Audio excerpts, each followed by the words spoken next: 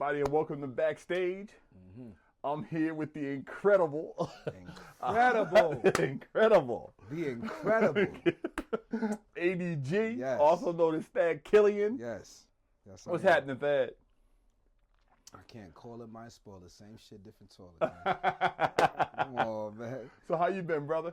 I'm great, man. I'm blessed. I've just been blessed lately, bro. Like, just, I can't even complain, honestly. So tell me what's been going on with you. Well, lately, I just dropped a new mixtape. Well, it's not Okay. a tape. It's actually my first EP I've ever dropped. It's called Killian. You got to say it twice. Wait a so minute, you know. hold on. That's your first EP? My first EP. Other ones were mixtapes. Okay. Yeah, this is an actual EP, thought out process. Okay, so Thad, I'm glad you said that. Take me through. What's the difference between a EP and a mixtape? Well, EP to me, I'm gonna say in my opinion, EP is like a mini album. You know what I mean? Where you pretty much more orchestrate what you got going on, make a sound, and make it consistent, a consistent sound, take them through something. You know what I mean? It's like a mini album to me. You feel me? A mixtape is more of for me, is more emotion and get the right people at the time that's going crazy and get the right beats and just like. So an EP is more thought out, more consistent, more continuous, like a story. Yes, yeah. And an EP, I mean a mixtape, is just a conglomerate of different sounds. Yeah, that's what I would say. Okay, so this is your first EP. Yeah, and EP. Has it dropped yet? Yes, it dropped on March 29th. March 29th. It's actually doing the best out of everything I ever dropped. I gotta download that because I don't know if your brother told you, but I listened to a lot of y'all shit. Yeah, that's official. I appreciate that, man. Yeah, Killian, man. Killian. Killian twice, man. Killian. Available on all platforms. On all platforms. Everything you got, you can get it on. If you got a title, you can probably get it on OnlyFans if you want to. This is delicious. I've never had that. That's Elijah Craig barrel proof. Barrel proof. It's 127 proof you drink in there. Yeah, that's delicious. Hey, y'all gotta earn this, man. That's right. You gotta earn that. You gotta earn. You just don't come up here, man. I was earned. So trace me back to before ADG. Before there was ADG, there was Thaddeus. Who's Thad? Thaddeus is a very lovable person. Okay. Thaddeus is like, I show love, I am love, I omit love. Everything I do, love overpowers all my decisions. Okay. No matter what the decision makes me look like or what it is, love overpowers all. So I am love, you know what I mean? I'm a protector, heavy on protection. Even if you can protect yourself, if you're part of me, I'm protecting you, you feel me? I'm love, I'm a protector, I'm ambitious. That's what that is. You feel what I'm saying? Okay. Dad likes to be happy. And where are you from, Thad? I'm from Albany, downtown. You're from Albany, downtown. Second Ave. Yeah, Second Ave, brother. Yeah. And so Thad grew up in a household with 6 brothers? No, 7. It's 7 of us all together. Right. But yeah, so 6 other brothers and sisters. My father got like 9 kids. And I'm the oldest of both sides of my family. Okay. Both sides of the family, I'm the oldest of. So you the I OG. I have no full brothers and sisters, and I don't think I ever will. Mom, it's over. Done. It's over. It's You over. gotta let her know that sometime. Word. Me and Pesh be on her like, who this, man? But yeah, that's but it's definitely a blessing though, because like my brothers and sisters done see me go through some shit, you feel me? So right. And they're very smart. As you can see, Pesh kind of went a different route. I mean, we both was doing our thing, but he just never had to do what I had to do, you feel me? But he so close in age that he just, it was just like, nah, bro. Well, in case people don't know, you just mentioned Pesh. Pesci Kruger is your brother. Yeah, that's my mother's son. Right. Yeah, and I always noticed how close you guys were. I didn't know you guys were brothers though. See, because when you guys were growing up in my hood where I was living at, you guys knew my mother. Yeah. When you guys were growing up there, I was gone. Right. So I was gone from I was in college. That's fire, because like, I cannot believe that Miss Pulliam is your mother, bro. Yeah, she is like a pinnacle in my life. It's crazy because like, and it's crazy she that take we us just to church, bro. That's crazy. But here's what's funny about that is that we just found out that you guys grew up down the street from me. That you guys, that's what's crazy about it because, and sometimes you don't realize you don't realize who your parents touch. Exactly. All the people they touch, and then when you guys, I'm like, oh shit. Yeah, man, Miss Fulia, man, I would never forget her. You grew up downtown, but you guys were also uptown. Well, I like me. I grew up where I grew up at was like consistently was in Adiabro. You feel what I'm saying? Okay, so you were in Adiabro. Yeah, but I've lived uptown like when the younger years and stuff like that, and and stuff like that. So I got family uptown and stuff like that. So it's like. Did you go to Albany High? Yeah, I went to Albany. Hackett or Livingston? Both. Both of them. Both. I got kicked damn. Yeah, I had to. Damn. I got kicked out of Hackett. I got kicked out of Livingston and I went to Hackett. So I went to both of them now. But So you was raised in hell. I was just angry. I was angry. I ain't gonna lie. And it's like I wasn't like the flyest. So I was like, people used to try to bully me, but I just not with that bully shit, man. I got a real big chip on my shoulder with bullies. Even if I feel bullied, I'm gonna step up for somebody. You're gonna go hard. I'm going crazy because that's just my calling, man. I ain't with that shit, man. I'm not with it. So that's unique, being from uptown and downtown. Having roots in both places. Yeah, you know what I'm saying? Because you know how uptown downtown is Albany. Yeah. And I grew up in the yard, so I got roots everywhere. Damn. Bro. So I got roots everywhere, but. I'm from downtown. Though. You from down? You jacking downtown, jacking downtown. But that's good though because But I love them all. Right. I don't want to get this ever misconstrued. I know where I'm from, but this is where I'm at now in life, bro. If you never violated me, disrespecting my dad or something like that, bro, we can always work through something and figure out how we can get somewhere in progress, bro. And that's how I'm at with it, and I need everybody to understand that. And I'm not with none of that. I'm really with my community shit. You feel what I'm saying? So aside from everything, you 518. Yeah, I'm 100% 518 wherever you from. I don't give a fuck if it's Coble Skill 518. I don't believe.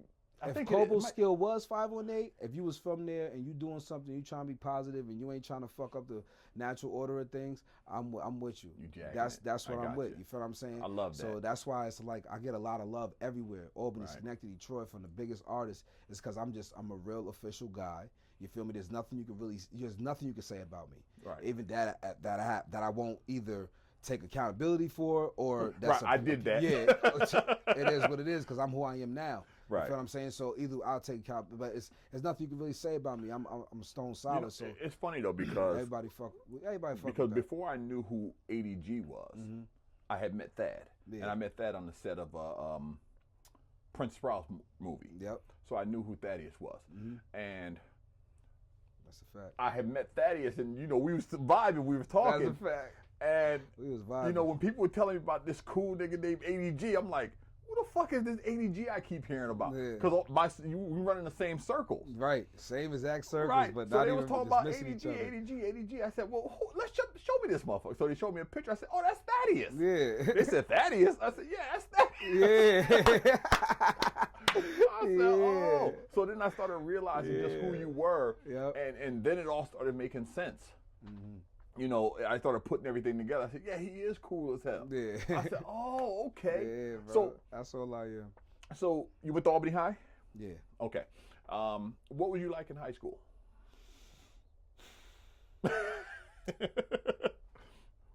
At high school, I was really trying to find myself. So I was really trying to find myself. I was gang banging. You was gang banging. Gang banging for life. Selling them drugs. So gang banging. So you wasn't really into school like that? No, I was because of my mom. Okay. Yeah, I wasn't playing with school. So you were serious about school, but doing your shit on the side. I was serious about everything I do. Okay. And that's whatever I do. And if that landed you. I was cripping. Right. I was cripping. Yeah. And that landed you. Still cripping. And where did that lead you? That led me. I graduated high school, but I mean, I always got kicked out. I was a lot of wars. I've been stabbed in high school. I've been shot at in high school. I've been a lot of shit. I got stabbed like a week before I graduated. Okay. You feel me? And I still went on stage and I graduated. And I was throwing up my shit. Like, stop playing with me. You feel me? I'm always gonna be alright. You feel me? I'm not gonna lie to you. That's what I was doing. You feel me? But I got this same attitude of what I have, but it's just more. It's in a way more positive way. You feel what I'm saying? Right. It's just that I would do anything to make sure someone is safe and out the way and whatever. I see that. That's where we kind of like differ in the community some community groups. You feel what I'm saying? Not my snug group. You right. feel me? Snug. Right. That's snugging and thugging. we make sure them babies good. You feel me? But good. a lot of community groups won't help people because of what their outlook of how it should look when they're helped. You get what I'm saying? And it's not about you. You feel me? It's not about how you think it should be. It's about you meeting people where they at and loving them and loving them through wherever. Finding ways through it, just like you found a way to where you at. You feel what I'm saying? Right. There's a different. I always say there's a different path to get to wherever you're going. Exactly. And it's not just one road in. Exactly. There's many roads in. All that matters that you get to the path you need to get to. Exactly. And you certainly took a difficult route. Yeah. You took a difficult route. The most difficult route. Period. You know what I mean? I would, and that's why I implore my young guys, the ones that I mentor and have. Because I mentor about 6 kids. You feel what I'm saying? Right. So the ones that I mentor are my actual kids. You feel what I'm saying? So I let them know like it ain't the way, but if you're gonna go that way, I can help you through that way. You feel what I'm saying? Right. That's what I'm on with it. You feel what I'm saying? So I'd rather not see you go that route. Yeah, but if that's the way you going, gang, just know I'm here. And see, that's a different approach because.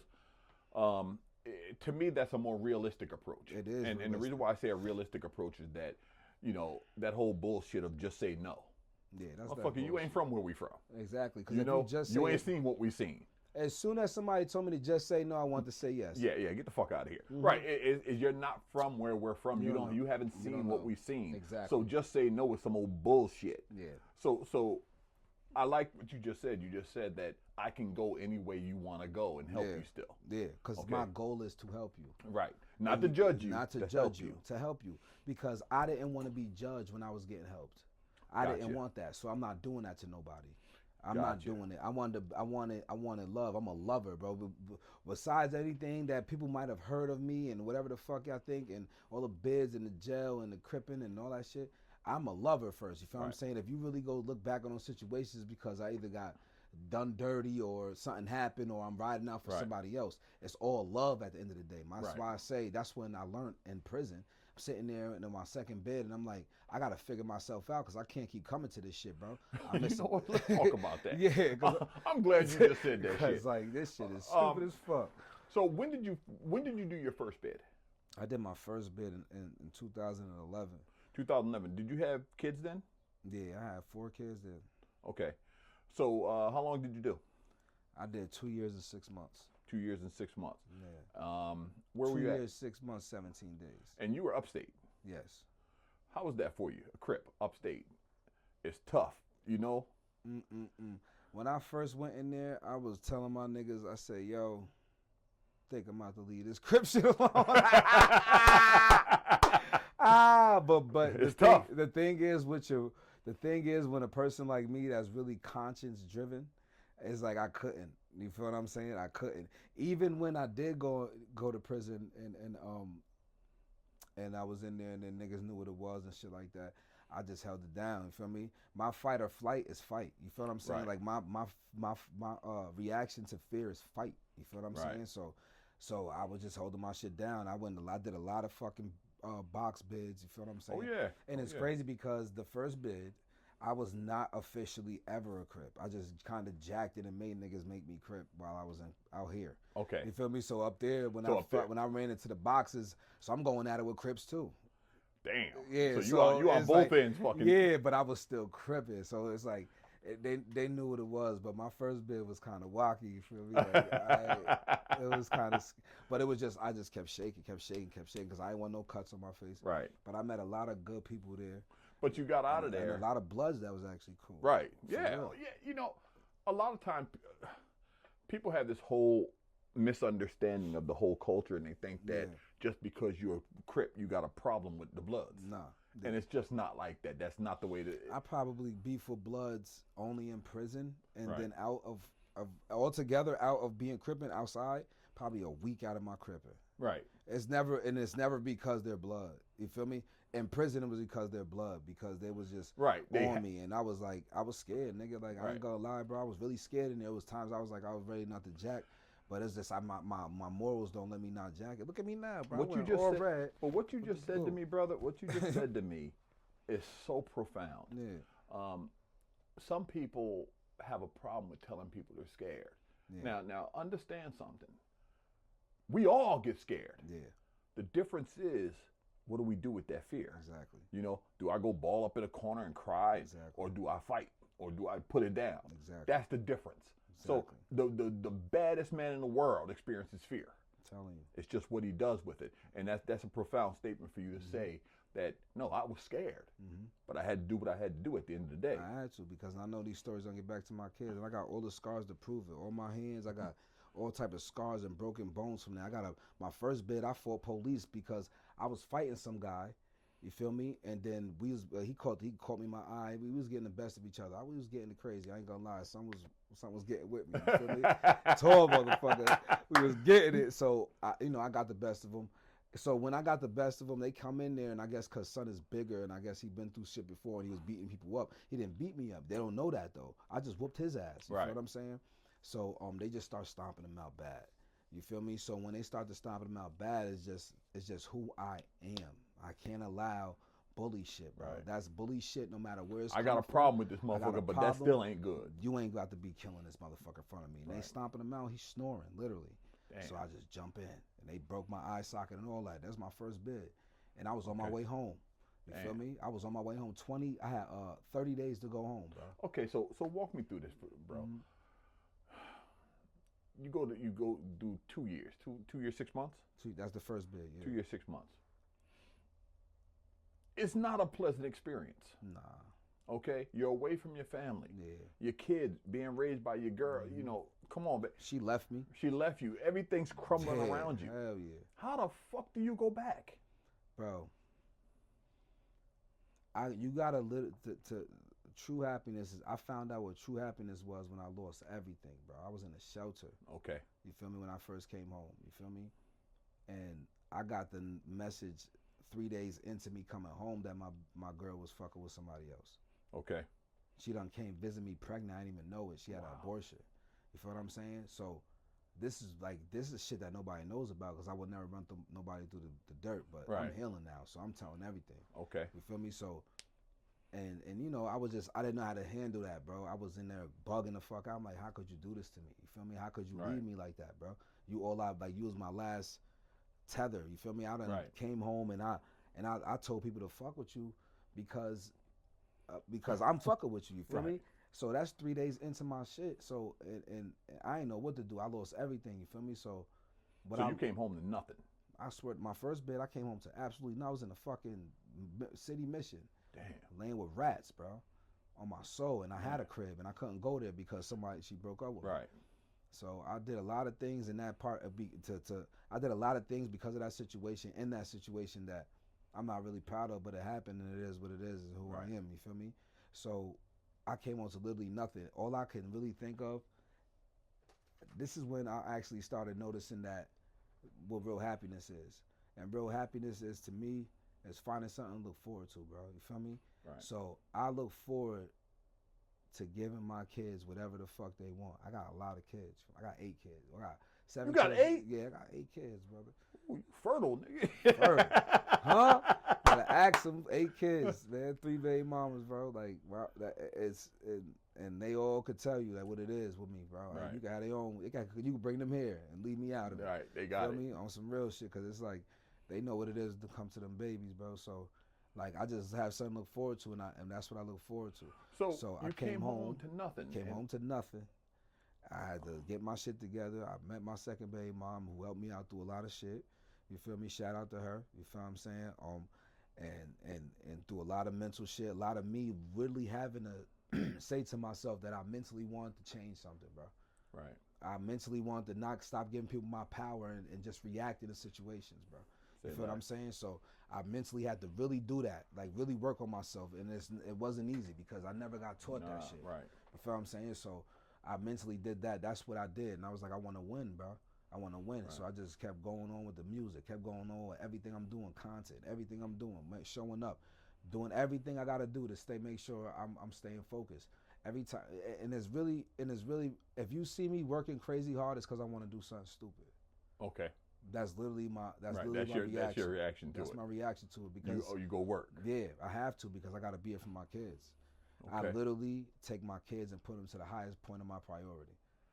Wow, that's the reason. That's my anchor. That's how I stay out here. That's how I stay free. That's how people don't get hurt. That's how fuck niggas don't get shot.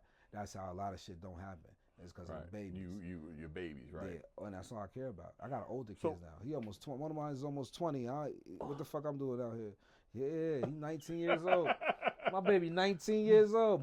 Today is my baby birthday. Wow. One of them just turned 14, Josiah. Shout out to JoJo, man. Yo, happy birthday. Daddy love you. Yo. So you get out, you do 2 years, 6 months. You're piecing your life back together. Trying to, get on your feet, trying to establish yourself again. You're starting music. ADG is born. Okay, is that when ADG came out? No, ADG been around. Everybody knew about ADG. That's when I caught the bed and shit, and I came home. That's when it came, oh shit, 80's home. So this is like a real first time I'm starting to get a buzz. Now, is that the video I saw of you coming home? No, that's the second bit. Oh, okay, that's the second bit. Yeah. So tell me about that. So you fuck up again. Yeah, I fucked up again because when I came home the first time, I didn't have no plan. I ain't gonna lie. And all that shit that happened to me came out of nowhere, so I didn't know what the fuck to do. You feel what I'm saying? On all honesty. So I was kind of like but I learned some things and shit like that, but I kind of was going down a worse road. You feel what I'm saying? So long story short, I caught a second bed for it was an attempt, and then it was possession of the gun, possession of coke, and all that extra shit. It went down to possession of the gun because in court and shit like that, dude said. And how much time did you do for that? I did 5 for that. You did 5? I did 5 for that. Okay. At that time, I did 4 years and 6 months. Upstate again? Yeah, because I actually did a program up there where I taught like it's like phase 3 where you teach people like transitioning to getting home. Okay. You feel me? So it's a lot of like handling your emotions and shit like that. So a lot of like key things that I have is from that class. Now, were you working on your craft then? As a music as an artist? In prison this time around in the 5 years, I came out with a plan, bro. I was in there working on my body. I was working on everything: my mind, my eating, my everything, my control, my confidence. Everything. I was working on everything when I was in there. So basically, you became a man. I became who I am today. Yeah, you manned up at that point. It's a fact, because there was times in there where I'm Crip, and this time around I was in a spot where Crips are, so it was a lot of politics. Okay. You feel me? So I'm in there with Rowdy Rebel. You know what I mean? Shout out to Rowdy Rebel. I did like 2 years with him straight. You feel what I'm saying? Okay. That was my boy. And I'm in that shit like, and sometimes I had to delegate situations because I'm I had the most status in that shit. You feel what I'm saying? So, and that's like I do with everything. I rule with love, but when it's time to get lit, it's lit, and I'm gonna do that out of love too. You feel what I'm saying? So, and so. And I always when a person starts telling me about they now formulated a plan, that to me is where you reach grown man status. So, I call that, I refer to that as grown man status. Yeah. Because, a lot of times we think we're men, and we are. But when we start formulating a plan and we start putting others first, others before us, that's grown man. That's maturity. And so that happened to you in jail, in your second bid. Yeah. Wow. And that's because somebody else left me. And so you lost twice. Lost twice, and this time around I couldn't see none of my first 4 kids at all. So you did 5 jacks without seeing your kids? No babies. I started probably like the last 9 months I got to start talking to them on the phone. Word. Wow. Word. I lost a lot. Not seeing my kids and being with my babies is my biggest fucking regret from prison. That shit hurted the most out of everything. And people left me, you feel me? Like, it was, only Pesh was there. Of course. My big homie, Big Cal Blue is there. That's why I'm still Crip. I wouldn't be Crip right now. I'm not gonna lie to you. That doesn't even align with my life. But because I'm Crip because of Cal Blue and Rocker Boy. Right? Okay. Feel me? Rocker Boy was in prison with me, holding me down. Damn. In prison with me, holding me down. In the same spots my big homie was holding me down. You feel me? So it's like, that's why I'm still what I am. You feel me? And their lives are, my big homie Cal Blue, OG, his name, they call him Sig Homie Cal. He got a whole YouTube that goes crazy. I just seen him the other day. I'm over here bringing my mentees to fucking to Dave and Buster. He comes in with 2 of his mentees, and then Pesh over there with his mentees. Oh wow! You feel me? We got people that we really impacting their lives. You feel what I'm saying? So we are what we are. So that's a measure of responsibility that you've taken on. Yeah. That you didn't have to take on. Yeah, but you chose to take on. Exactly, because I'm Crip. Right. And community is the first fucking word of it. Okay. You know what I mean? So that's literally that, and the fact that I really love every single body, bro.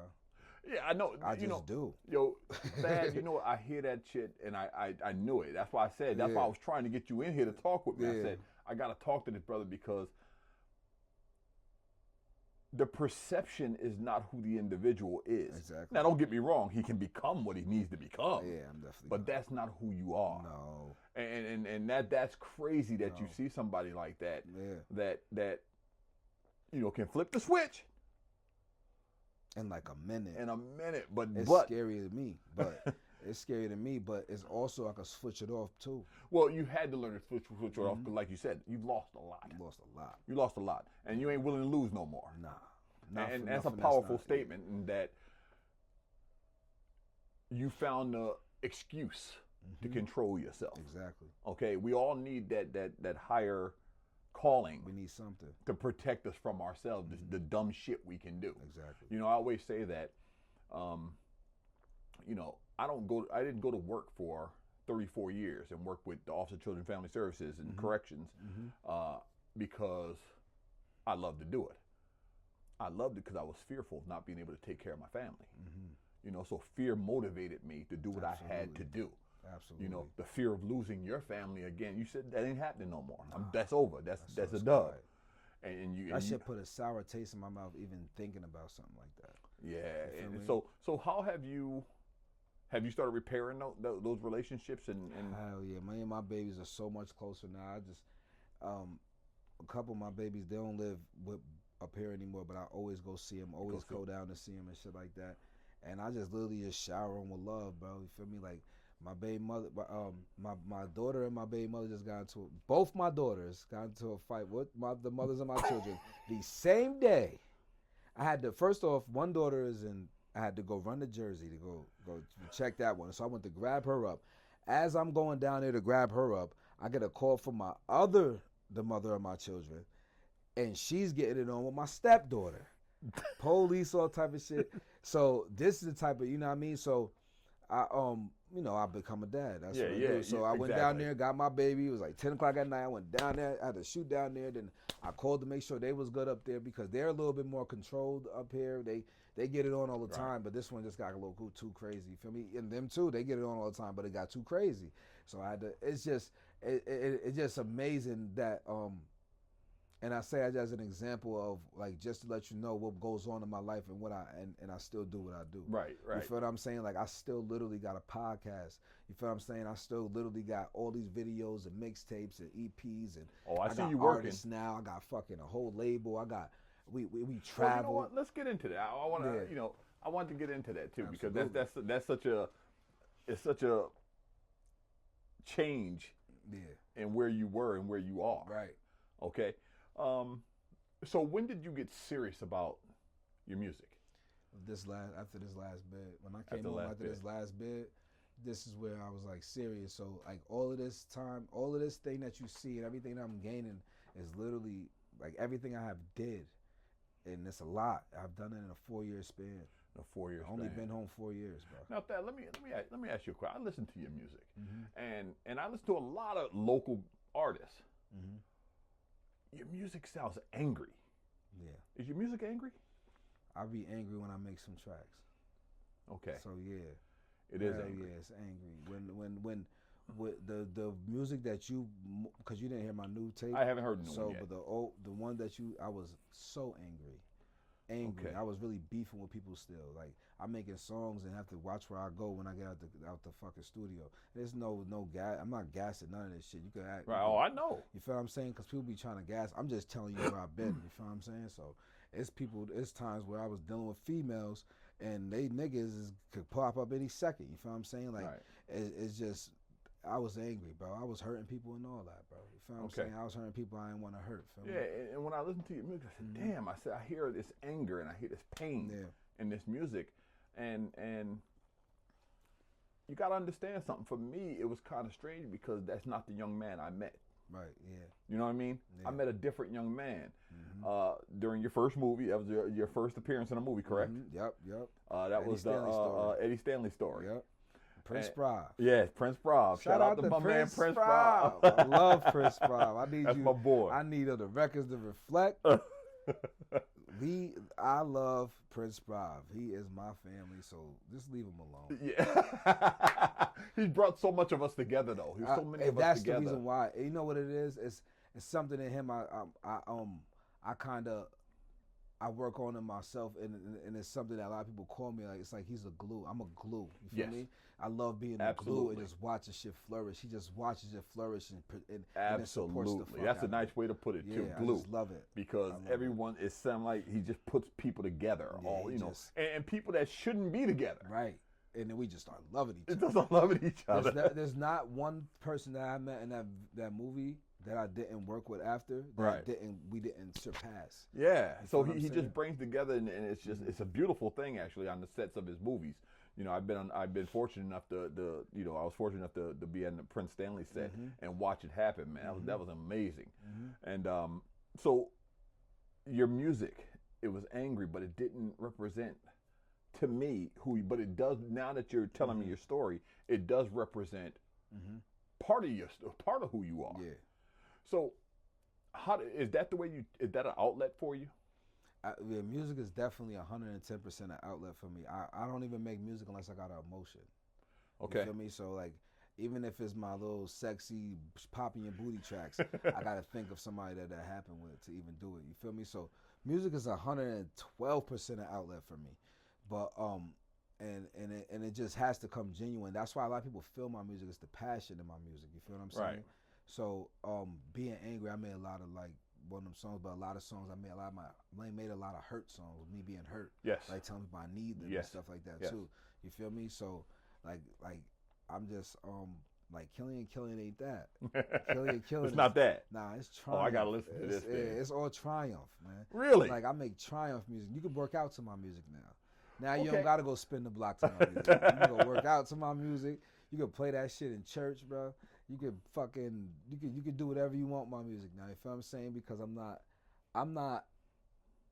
that I'm not angry, because I had to accept who I am. Right. You feel me? And I gotta accept that sometimes maybe that is like a defense. You feel what I'm saying? And I just gotta use it in the right manner. No, it's part of who you are. You feel what I'm saying? So what I do now is I go hard for my people I mentor.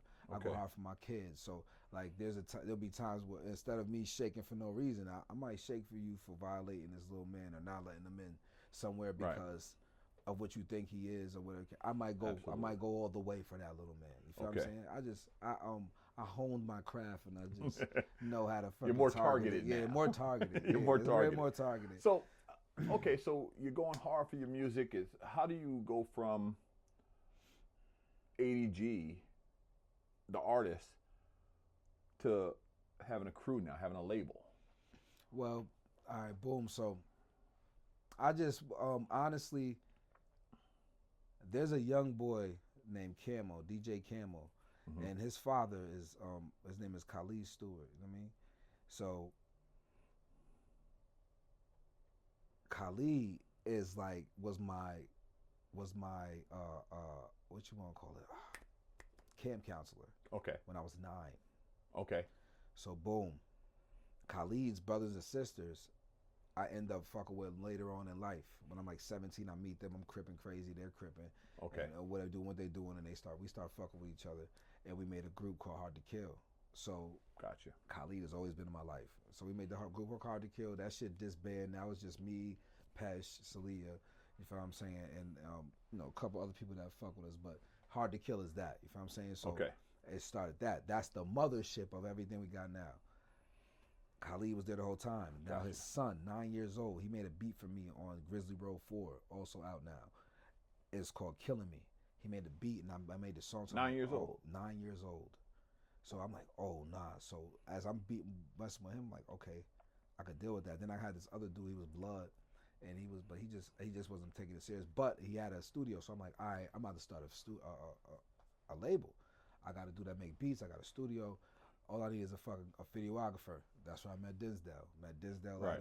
At a Dave East concert. He was the Okay. only one that took pictures Yep. of me, and that was his first time using his camera. So, and then after that, he paid for me a couple of showcases, which got me to doing showcases down in the city, managing me, which gave me the idea of throwing showcases. So you started seeing things on a bigger scale. Bigger scales, you feel what I'm saying? So, and I don't even know where I started with this, but we're gonna go back. What the hell are we talking about? How you went? how ADG to the solo artist to. So boom. Okay, now, all right, boom. So DJ Camo, I'm like, okay, I want to start a label. So I named the Cave Collective, had them two first. You feel me? But there was always this one dude named Ditto Moving. Every showcase I threw, he always paid to get a slot, Then it came to me just not pay them to get a slot, just come on. Because then I end up noticing that he messes with my cousin. My cousin is his wifey. So it's like, okay, you gonna come here, we gonna do our thing. I just see how he used to be at every show I did and all that shit like that, and I just see that he was serious. I said, yo, bro, I want to make you my first artist. I always want to manage you. Not stopping nothing you got going on. You do what you do. You feel what I'm saying? But I want to manage what you can manage. You feel what I'm saying? So that was my first actual person that I'm like, okay, Ditto Moving is the first actual person that did boom. So showing that and me doing that with them and whatever case may be, then comes Denzi, which is AKA Armani Legend. He's on my Killian EP, 2 songs on there. But he just came in and he's basically saying, yo, he had a group before called Cozy. You feel me? Okay. And they kind of like gave it a break. So he just like, yo, I just need some motivation to stand at third. Whoa. I said, man, that's literally the criteria of dealing with me. You need some motivation because I'm be needing motivation. You gotta be able to motivate me sometime. You feel me? Right. So him saying that, I know he could do it. Now we got Denzi. So boom, now we get Denzi. Then we get this young boy, the young Scat. He in the same situation. He done went, and they all went viral before. You feel me? Right. They just was like out now. Young Scat went viral before, and then it just went away because somebody stole his page. Okay. You feel me? So it stole his page. So boom, Young Scat. Now I got Young Scat. And I had Harley Ling, but I don't deal with Harley Ling no more. And that's that. It was a model, and we was doing good for a second, but personal shit happened, and I can't deal with none. All I'm saying is, if you want to deal with something, just keep it professional. Keep it you feel what I'm saying? And don't like, I started like even like calling her, I started calling her family and shit like that. Yeah. And I gotta keep it professional. Yeah, you know when you're in the business, it's always best to understand that there has to be a line between business and personal life. Absolutely. There's always got to be a line because at the end of the day, when the two mesh, no matter what, and this is the one I was like, all right, this is my little sis. I'm making sure I love her. I'm making sure I love her through. I know she got shit going on, but not knowing that I also got shit going on, and I can't really deal with that every time there's a situation. You feel what I'm saying? Right. So I just respectfully said, this about, is not, it's business decision. Yeah. Nothing personal. It's a business love decision. you to death, and I wish you the best. That's it. But right now it's Denzi, which is Armani Legend, and it's Ditto, who I'm going the hardest for right now. Okay. Young Scappy in and out, so we're gonna see how serious he is. But I don't give up on no one. So right? No, I know you don't. Yeah, young Scat, you in and out. We're gonna see how you go. You want to get all the way in? Yeah, we get all the way in with you. Yeah, but well, that's the thing about and sometimes people take it personal, but as business owners, we can't afford to allocate resources and time to people who aren't all the way in, got both feet in. Exactly, and that's what I do. I make sure I put my time, money, effort, everything as if I'm treating you as if I'm me. Right. So but to do that, you got to have both feet in. Exactly. You got to give me something to do that for, brother. You always have to be. I work with a lot of models, and you know what I do. But if I see you ain't got both feet in, I ain't got time for it. Okay, I don't have time for it. So you could tell your story walking. Tell your story walking. And when you're ready to put both feet in, give me a holler. I'm here. I'm here. I'm here. I got to keep going, brother. Right. So, I always knew that, even from our first conversation, that you were big on community involvement, dealing, working with people, putting them on. The outfit you got on today. Yeah. Where's that from? Oh, this is Demons and Designers right here. Demons and Designers. It was a Demon Designers. Whatever it is Honcho Ski on Facebook. And look at this. I literally asked him, yo, bro, I need something because I'm gonna have a photo shoot with Mark fucking Davis. Middle name fucking. Middle name fucking. And I need something nice, and I want to, I want to keep promoting you because you always show up. You know what I'm saying? He always show up every time I need to get something for an artist or something. When I go out of town, he's always bringing his merch. He's always coming to my round. So he's there. So he's got both feet in. Yeah. So if somebody goes back, I want them to see this. So this is Demons Designer Huncho Ski on Instagram, and I made sure I wore this today. Yeah, we're gonna shoot that. Yeah, this is fire. That's fire. This is fire. He did this one. Woo! So, your music, your whole persona. You know, sometimes people make up these characters for their music. This is just who the hell you are. Yeah, I'm literally everything you see. Angry, happy, love, hate, everything in one. I'm literally the person. I'm not putting on no persona for nobody. What I feel at the time is how I feel. And most of the time is love. Now, do you have any desire to get back into movies? I actually want to do it really, really, really bad. Like, I want to do that. That's why all my new videos, I even use the people that shot the movie. They're in your videos. Yeah, they shoot my videos now. So Ruggs Olay and Riley Balcom, I met them on the movie set when we was doing our thing. And honestly, like, when I do movies with them, when I do videos with them, we always do go cinematic. We always do it's some a type cinematic of, look. it's always a script. It's a script you to feel it. me? It's not just other ones I do running guns with, like Free Millions, Roulette Cinema, and Autumn Schmurda, stuff like that. Mike Miller. I'm gonna be working with him sometimes. I got one with Dinsdale, but all the running guns and stuff like that, I usually go to them for, like the beasties. You feel what I'm saying? So I go for the beast. I need people that's gonna run and gun, make my money worth it. You feel me? So let's talk a little bit about Killian. That dropped. Wouldn't you say 329? 329. It dropped. Is there a story behind that? Yeah. See, honestly, like, it's like, say that shit twice so you never forget it. You feel what I'm saying? Like, Killian, I mean, I always explain what a Killian is. A Killian is me, Pest. I say we're a whole nother race. You know what I mean? So I say I'm from Hard to Kill, bro. I'm a Killian. You feel me? So that's my race. I'm a Killian. So Thad Killian, you know what I mean? ADG Killian, that's my name. So I always make sure I shout it out because it's also it's like a badge of honor. That's why we have last names. Right. Our last names are badges of honor. Right. You feel me? Who we are. Exactly. So I Pesci Crew. I call it our pedigree. Exactly. You feel me? Pedigree. Lineage. That's right. It's a legacy. That's so right. It's like Pesci Kruger Killian. You feel me? He know he's a Killian. So when I say Killian, I'm shouting all of them out. You feel what I'm saying? Okay. Because everybody knows family and all that shit means a lot to me. Like family and unity and bond, that shit mean like the world to me. Like I'll do anything for it. You feel what I'm saying? So I let them know who I am, and that's why I'm in a cave on my cover, which was made by Glockstar Demi. You feel me? Which is a beast. He got all type of merch too. But the cover is me inside a cave. Glockstar Demi just did it off the top of his head. Okay. So it's me in the cave, like with a marshmallow, and it's a bear there. You feel me? But so now I take it as that's me and my own thoughts, just getting comfortable, and that's my alter ego, always looking up over me. You feel me? My gray spirit is the bear. You feel me? I'm the grizzly. You feel me? It's like I take on that persona as a grizzly bear. You feel what I'm saying? And I take it on not as also in the ferocious part, but just the way they are with their kids and how much the loyalty, the way they gotta do what they gotta do, the power in them. You see a grizzly bear, you know what to do. You feel what I'm saying? Right. Fucking and also the Native Americans look at the great spirit as a grizzly bear. You feel what I'm saying? So I just empowered that shit. So is this project a little bit more special to you? Yeah, you can tell too. You can tell. It's a little, it's a departure from your normal stuff. Right. It's a lot. I got R&B on there. What? I don't never make a female song. I got like 4 female songs. I got like a whole song. I got a stripper song, and I got an R&B song telling them I love them. All type of shit going on in there, bro. What artists are featured on here? Right. Boom. So I got Armani Legend, which is my artist. He's on there. I got Pesci Kruger, my brother. He's on there. I got Squad Sue, Nosy, rest in peace. He's on there. He just passed away. I got TSO Bosch, Toast Bosch on there. I got Snap OTG, Ready Reg on there. December 2 Code is on there.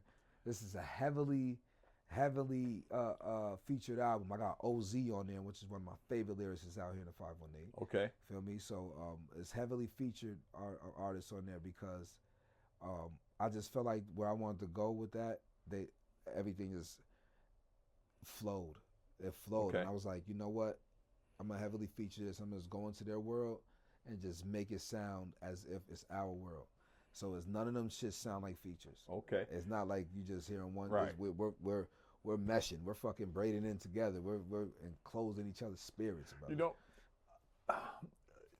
something's different about your sound that I do like. Yeah. You remind me of if you're the rock equivalent to heavy metal. Yeah.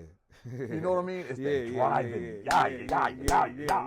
You know, the cadence, and it's the heavy metal sound. I've heard people say I could do a heavy metal show just doing my thing. Yeah, and that's what it reminds me of. So if it was rock, it'd be heavy metal. Yeah. But you know, because it's hip hop. It's like hard hip hop or something. Hard, angry, driving hip hop, and I like that sound. I love that sound.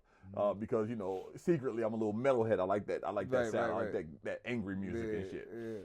But you know, because this is a departure from you from that a little bit, I can't wait to check that out. Yeah. Did you feature any R&B artists on there? Oh yeah, Armani Legend. Oh, Armani Legend. Okay. Yeah. Armani Legend's on the first track. He's on a track called Backstage Me. Okay. Yeah. Now, have you done any videos for it yet? Are you working? Yeah, I've done a video for Clint on there. I've done a video for Good Old Love, which was shot by. Has it dropped already? Clint and the videos. Yeah. All the videos are dropped. Yeah. So far. I'm usually up on your shit. Yeah. Everything is. Yeah, I'm usually up on letting you know too, but I've been letting the new people know. Like I'm like pretty much the old people, but yeah, definitely. I'm gonna send the links to you. No, I'm gonna check. I know how to find you. Yeah, exactly. That's the one thing you're gonna be able to find me. I'm gonna find you. ADGEIGHTYGEE. You ain't hard to find. On my soul. So but yeah, I drop videos for Clint. Good Old Love, and those both were shot by Ruggs Olay, and Good Old Love is a real intricate video. You feel me? Like. My baby mother got locked up, and she calling me on that on jail, she's pregnant and she's locked up, bro. You feel me? Like, yeah, real talk. And I still shot the video. I had to hold the house down and all that. They don't know this story, bro. Right. They only see the happy ending. They only see the happy ending. Yeah, that's all you need to see. But when you get into in depth like this, I'm gonna let you know that this is what's going on behind my closed doors. Always something going on with me. Yeah, always. Shit, when you got 6, 7 kids, bro, it's always something going on. I got one. Right. So you know, I got one, and he's a grown ass man. Still something going still something going on. Word. So it's like that's that. So like it's definitely a step away from. I just wanted to be more personal with this. I want everybody to feel it, and I think it worked out because everybody I send it to or show it to, it's literally over 80% of the album they love. Okay. You feel me? It'd be like, I don't like this because you should have been only on this feature. Or something like that. Like, people that's like diehard fans, right. Like I'm like, bro, you gotta understand the concept. Yeah, you know, a lot of people struggle with that. When somebody has a sound that you come to love and you want to hear that sound, and they don't deliver that sound, you know, you're gonna get some people that's gonna be like, I'm like, yo, bro, yeah, I get it, but when they double back, it's like, nigga, go play that shit loud and go listen to that shit. Exactly, but you still got me on there. It's still on there. But the thing is, though, that you gotta understand. People don't listen to Thad because they want to hear that shit. They will now. Right, but you're paving a new path. Mm-hmm. Okay, that's dope. That's dope. I like that. Yeah. I like that a lot. The most and I like that for you because, you know, it's important that you show people that you have a range. Mm-hmm. That no, I don't have to be just this. Right. I have a range. I can do other things. Yeah, the one video I just dropped called it's called Home Alone with Squad Sue, Nosy, rest in peace, and Toast Bosch, bro. That we just chilling, booty shaking, just regular running gun. Autumn Smurder shot that video, and it's just like it's shot up. It's just like I know what's going on. I know the algorithm. Right. I know what's going on. I see what's happening. You feel what I'm saying? So I really move off of that. I know when to drop, and I know I've got another EP dropping soon. And I'm only gonna called Side C. Shh. Well, you know now. They gonna know now. They gonna know now. That's it. They only gonna know if they listen to this interview. Oh wow. But yeah, it's called Side C, and I'm gonna get some elites for the. It's gonna be. I want to do like a good 7, 8 tracks. I'm probably do 8 because of the number of my kids. Okay. So I probably do like 8 tracks and get like a couple people on there, but mostly me. You feel me? Okay. Now, do you have any performances like for this summer coming up? Oh well, this summer I'm pretty sure I'm gonna have way more performances, but this month to next month I have the MBB showcase. I got Who's the GOAT showcase where with CB and she's doing the Who's the GOAT and she got like Corey Guns coming to that shit. Okay. So I'm definitely gonna be doing that. Now you just finished a show up in Oneonta. Yeah, I just did a show on Oneonta. Tell me about that. Mad love in Oneonta. Man, Oneonta. Oneonta is literally, out of all the places I've been, the most love I felt, period. Shout out to Oneonta. Damn. I swear to God, MEB Records did that. Money Explains Behavior. Wow. That's what their name is. And they throw those every month. Well, the videos I saw from it looked like it was lit. Bro, I felt so comfortable, bro. And I brought a couple people down with me. So and this is a shout out to anybody else. Well, I will bring y'all anywhere. We out. Just come. Nigga, you got gas money, that's all you need, brother.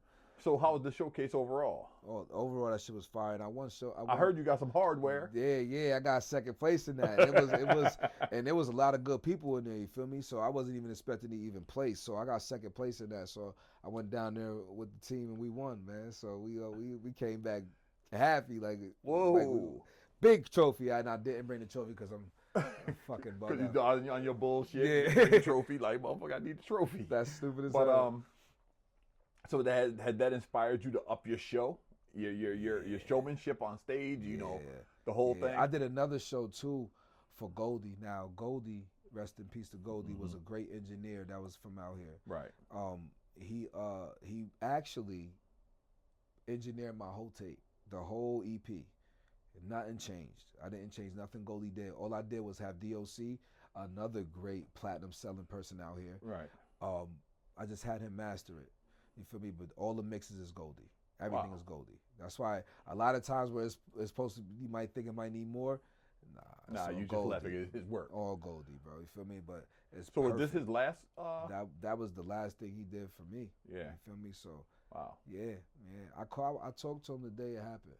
I was talking to him. He was in a great mood, the best mood I ever heard of him. Because I always talk to Goldie. Right. And this is like another thing of information nobody knows about. I've always talked to Goldie. That's why I would do anything that got Goldie name attached to it. I've always talked to him and we talk, and sometimes he'd be motivating me, sometimes I'll be motivating him, bro. You feel me? We was making plans to actually do some things that night, and I was just like, yo, bro, you sound way better than you. This is the first time. I said, you sound way better than you ever sound, bro. Keep this energy, bro. He said, definitely, bro. I'm gonna see you tomorrow, because I was gonna go to the studio session. All right. And then, So let me get your take on this. You know, as an old head, you know, I'm an old head. I'm getting there. You're getting there. You're getting there. Yeah. I heard when you went to get up one time, I heard them knees crack a little bit. You heard that? I heard that shit. Man. I wasn't gonna say nothing, but I heard that shit. Pop, pop.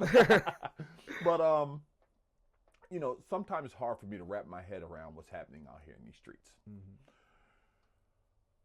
It seems senseless. It seems counterproductive to the massive amount of talent there is out here in these streets. What's your take on it? I think, in all honesty, and I'm not a preacher, you feel me? I think it's very hard for the person to like talk on the outside looking in, unless you've been there, because it's like, when you there, you gotta survive like that, so you know. You feel me? Right. And that's the reason why I say I gotta meet people where they at, because I was the person I was like not trying to hear shit. You feel what I'm saying? Because I know what I go through every day. Right. You feel me? So, but I feel like if we can like overpass that, which I'm doing now, that's where. So on the outside looking in, it's definitely terrible. You feel me? But me looking in, knowing what's going on, all I know is literally, and here's my favorite word, all they need is love, homie. You feel me? Like at the end of the day, all somebody needs is to know that somebody's gonna be there for them. Yeah. They need some backup. Somebody care. Right. Somebody's gonna like, yo, listen, I don't care what you got going on, I always love you. You feel what I'm saying? Like they need that. And my take on it now is just like, me being older, you know, it just doesn't excite me. You feel me? Well, like I feel like a lot of a lot of situations can be dealt with a rap battle. Yes. You feel me? You're right. You feel me? You're right. So like, and that's why Put I all that shit to rest. Exactly. So show up with your spin doctrine. Exactly. Let's get it popping for real. Right. Exactly. You feel me? So it's like, and because the reason why I know that is because a lot of my situations, and maybe because of status or respect or whatever it is, but a lot of my situations be done with a conversation. Conversation. That's yeah, all it takes. because niggas don't be really wanting it. You feel what I'm saying? Nobody really wants. Yeah. You know, I worked with incarcerated youth my whole life. 34 years in Office of Children and Family Services with incarcerated youth, doing anywhere from 1 year to life in prison. Fire. So in working with them my whole life, the one constant thing that came about was just what you said. Nobody really wants that shit. Yeah. Nobody wants to, number one, be shot at, or nobody wants to kill somebody. Nobody wants that shit. But because there's no way of articulating, there's no way of articulating themselves. Literally. Yeah. Because so this is what I've learned working with Snug, right? The average dude from the urban community has about 250 words in their vocabulary. 250. Right? Just to process and just to be in the world, you need at least 10,000. Yeah. You feel me? So, and that's why I say when you break it down and talk to people, that's where you understand that the situation is never that serious. It's just because you cannot communicate. Yes, communication. You don't know how to. All you know is if you're mad to hit because that's how you grew up. Right. You feel what I'm saying? So I'm not, and I feel like I take everything I've learned and what I've been through and I use it as tools now. You feel what I'm saying? Not saying that what we have to go through is not that, but we got to break it. We got to break it. We got to break it now, bro. One of the things I always did with the kids and I call them the kids. They was like my kids, though. Yeah, right. But I do the same thing. I call them my babies. Yeah, my babies. Sometimes my female, she don't even know who I'm talking about. Talking about. You get them all mixed like up. My kids or my baby mom's like, with your kids or your mentor. I'm like, both of them. I used to tell the kids that, growing up in Arbor Hill, I knew two emotions, happy and mad. That's it. Okay? There was no in between. I knew happy and mad. Now, as I got older and more mature, more education, I started understanding that, no, you're not really mad here. You're disappointed. Right. You're not really mad. You're stressed. So there's other ways of dealing with that, and they don't realize that. So they're acting out, and they're acting out in such a lethal way that there's no comeback from it. Right. So I'm fearful of it, and I know you're younger than I am, much younger than I am. So you've seen these streets from a different lens than I even saw it from. I still be seeing shit. Yeah, and do you see any progress? Do you see any opportunity for progress? Hell yeah. Okay. Everybody want to be taught, or either that or teach them how to lead. You feel what I'm saying? Like, hell yeah, bro. Like, you just got to stop coming with your own agenda, bro. Yeah, That's it. You just got to stop. If you come, I want to help. Right. What you got going on? Right. That's it, bro. Right. What you got going on? What can you bring to the table? Yeah, what's up? If you selling Hot this, luck. I'm gonna tell you like this. If you get a job and you got some bank going on and you want to sell that, exactly. Now you got a bad plan B. I can help you get this job, brother. Right. By the time you start getting into that job and he start getting into their shit, the world gonna teach him. Right. You start getting into the business and you really want to be into that shit, the world gonna teach him. Like, you like, yo, bro, I don't even gotta do this shit. You feel what I'm saying? So you just gotta guide people. Stop putting them in headlocks and putting them where you want them. You feel what I'm saying? Right. Like, guide people where you want to go. Now, how long have you been with Snug? I've been with Snug since November 2023. Okay. Yeah. Okay. And making some splashes in Snug. Yeah. Since November. Well, a person like you would though. Yeah. Okay. Because, your brother and I were talking about it, and that kids snuff out phonies. Oh my goodness. They smell you a mile away. If you ain't what it is, if you ain't about that, don't come to them with that bullshit. Don't come. Where the camera at? Right here. Don't come to any of them kids with that bullshit. Because even though they done grew up crazy and all that bullshit, they still got pure souls. They will understand what's going on, brother. They see right through that Oh, my goodness. They not with that dumb shit. So, a person like you with your background, you come with immediate credibility with them. They know. No, this dude's about it. Yeah. If he's saying something to me, it's because he's gone through it. He knows. And even with them, some of the kids is young. Some people, I got kids of their, I know their mothers and fathers and shit, and they just happy as hell that like, damn. And it's also like a good conversation starter, bro. It's like, for me to change to that, it's like easy for me to grab them. You feel me? It's like, bro, I know what you talking about. You can't pull the wool over my eyes, that dumb bullshit. If you ain't going to school, tell you why you ain't going to school. Because if you ain't going to school, we gonna need a job. You feel what I'm saying? So I'm always finding ways. It's always gonna be. Right. So it's like it's definitely, you gotta be definitely credible. I'm not saying if you're not from that, you can't be that. But don't act like don't you're act from like that. that. Don't act like it. Exactly. Don't act like it. If you ain't from that, don't act like that, because there's still another path to get to them. Exactly. And always but be don't try that one. Always be teachable too. Yes. Because they can teach you some shit. I've learned a lot of things from the people. There's another clothing line named Legacy 7 that's made by my little man S30. That nigga is 16 years old. Wow.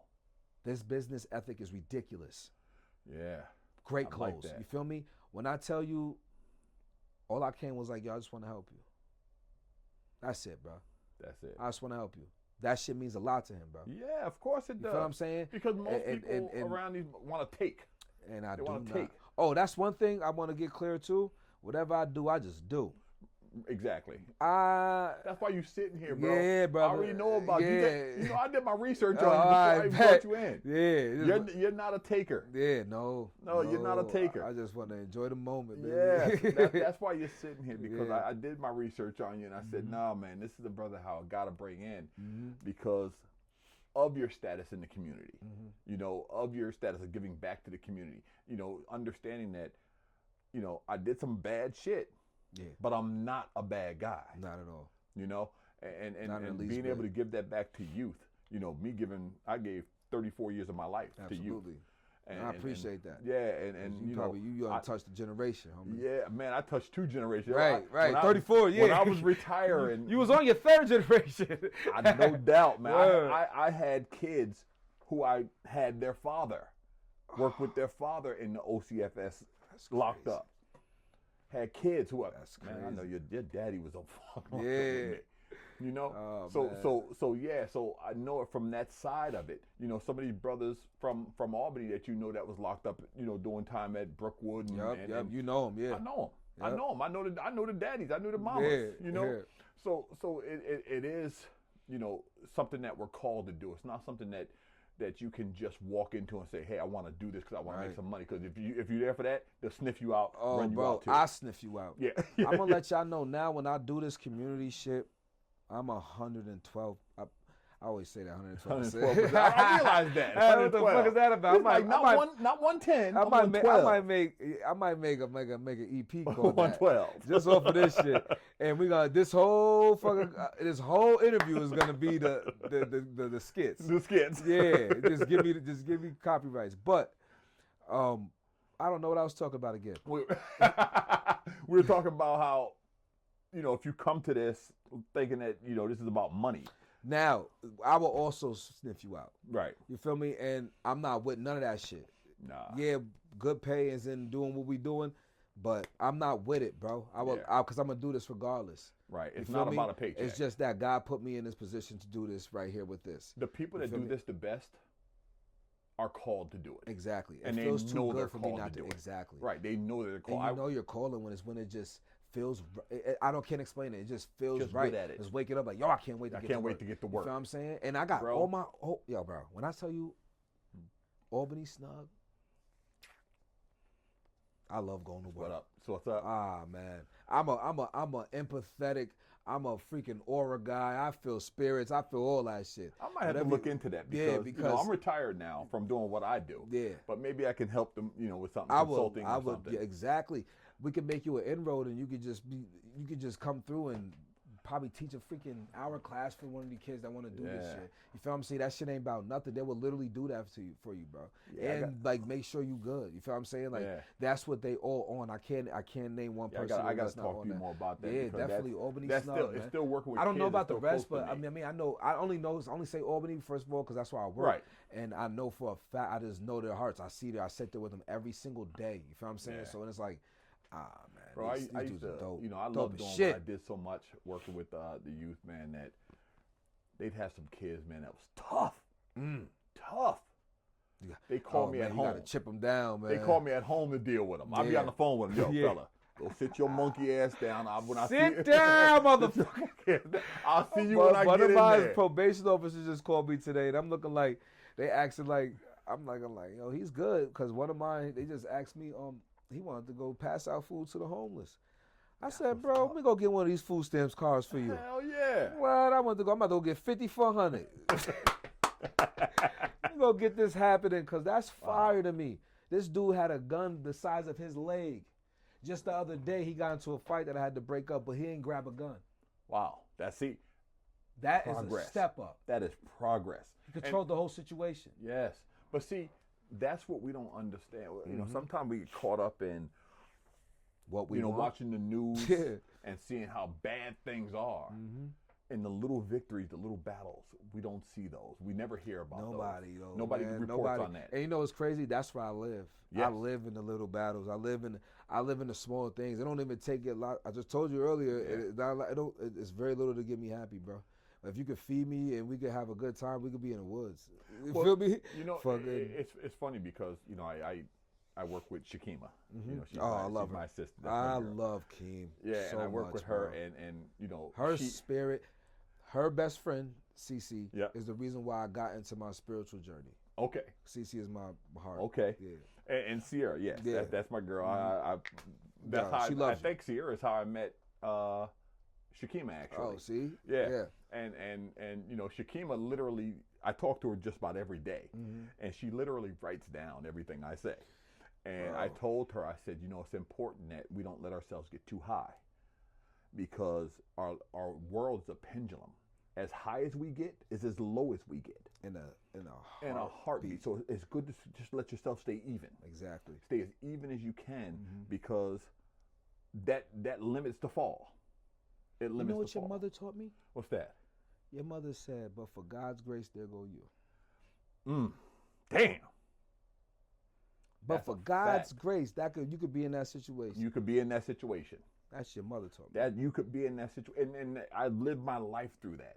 You know, so I remember that. That's crazy. It just cut in my head just now. Yeah, and you know the thing about it is, though, we don't even realize it, but the information that we got from the older people in our neighborhood, maybe grandma or something, we're passing that on to youth now. Yep. And making it cool with it. Yeah, we're making it cool. Like, yo, I'm telling you right now, that could be you in that situation. That's right. Easily. You can't look down on nobody. Feel me? And that's a key, because I remember I used to get mad at mom, because if somebody came down the street and she had some chicken, they was eating. Yeah. It was coming in and eat. It was eating. And it was infuriating for us, though, because it was like, we lived there. You ain't understand. But look at one of the people that she fed. Right, but it was happy house. It was like, you know, my cousins lived with us. People off the street. You got a nice house, I love that crib, like the nice two big ass caddies. I don't even know if it was a caddy or what it was. I know it was in an old school car when we used to go to Chevy. It was a big Chevy. Big Chevy like this, smelling good, like leather. But, you know, it's one of those things where, you know, that was passed down to us, though. And now that's what you're called to do. Your community, now you're community driven. Right. You know, and you're handing that down to kids now. And, you know, sometimes we don't see the little battles we win with kids because they don't show us that, but later on in life, you start seeing it. So that's a heads up to you. You know, I did that work for 34 years. And right now, I get a kid on the phone and say, yo, D, man, thank you. He said, you kept your foot in my ass. And he said, I hated you for it then. He said, but I respect that shit. Right. You know, so that's what I'm telling you. A word of advice to you is this work can beat us down, because we see, you know, we only hear about the kids that we had that, you know, one of the kids I worked with for years, man, he was a trigger man up in Syracuse, just got killed. And it hit me kind of hard. Right. Hit me kind of hard. And sometimes that can hurt us. That can beat us down. But we got to remember those small victories we get. Those small, because those are the kids that 20 years from now, somebody going to say, yo, Mr. Kid Thad, you looked out for us, man. Yeah. And they're going to repeat to you what you said to them. Yeah. And that's when you're going to say, oh, shit. They're going to repeat back to man, my life will be complete. Listening. I might go lay in the grave after that. You don't think they're listening, but they're listening and watching everything you do, and they're going to spit it back to you at some point. They're going to spit it back to you some point. You know, I remember I used to always tell the kids, you know, if you don't like what somebody's saying, just shut the fuck up. That's it. Just shut the fuck up and listen. And one day, my wife called, and we was going back and forth on the phone. One of the kids walked past me and said, yo, D. I said, yeah, what's up? He said, yo, shut the fuck up. I said, you know what, you right. I'm just going to shut the fuck up. I'm just going to shut the fuck up. Yo, you know, my actual kids, my babies be getting me like that. Like, yo, Dad, you bugging. I'm like, you bugging. All right, yeah, you right. You know, and so we learn from them. They learn from us. It's an exchange. Yeah, we need it. It's an exchange. It's like a hold this for me real quick until I need it. Hold this till I need this shit, Absolutely. man. Because I might. You feel me? Thad, you know, I want to thank you for stopping in. Yo, you know, this is huge, brother. This is a great platform, bro. Now, tell us where they can find you at. You can find me on everything. My name is ADG, EIGHTYGEE. You can Google it, and I'm on every single thing that you could think of. TikTok. I do different content for everything. I know. I got TikTok content. Go on there and see what I'm talking about. I got Instagram content is at ADG_30s. Go see what's going on. My Facebook content is different from all of them. Sometimes I promote the other ones. It's Bad Killian, THADDKILLEAN. You feel me? So on everything. But if you type in ADG on everything, all those, I'm popping up. YouTube, subscribe. I always got new things on my YouTube, and that's that. EIGHTYGEE. And check out the EP, Killian. Yes. Killian EP out now on every single thing you got. I'm trying to run my numbers up. I appreciate you, brother. Definitely, brother. Man. Always. That shit was fire. All right. All right. Let's see what we got here. That's it right there.